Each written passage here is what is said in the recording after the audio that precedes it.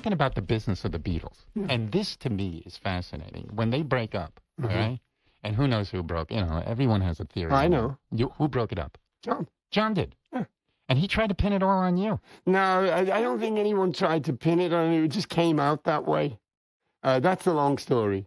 But there was a meeting where John came in and said, hey, guys, I'm leaving the group.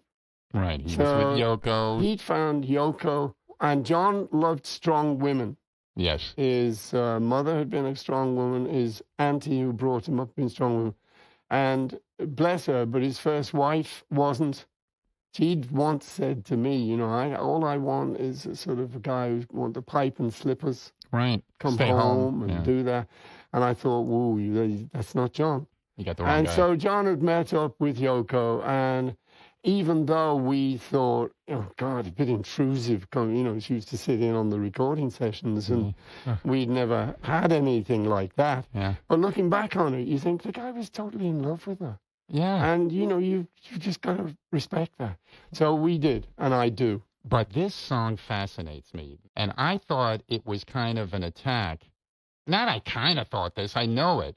And it's my favorite song you ever wrote. I don't know how I would have dealt with that. If you weren't on good terms at that point. Yeah, I was very lucky because we sort of got it back together, and it was beautiful. I would ring him or go see him in New York. Had the four of you ever gotten together since the Beatles broke up? Had there ever been a time where you were all four in the same room, like actually doing something together? No. Never? No, not really. Because the business was so bitter. It was like at the end, the breakup with the lawyers.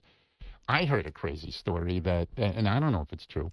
So you're about to put out the McCartney solo album. The Beatles are done. The Beatles decide to put out Let It Be.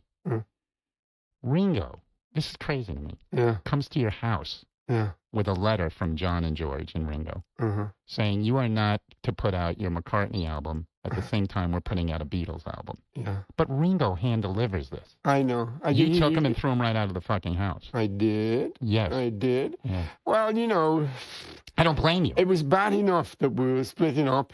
Yeah. It was bad enough that all that money we'd earned and all that fame was going down the pan. Yes. And there was this guy who was going to take it all.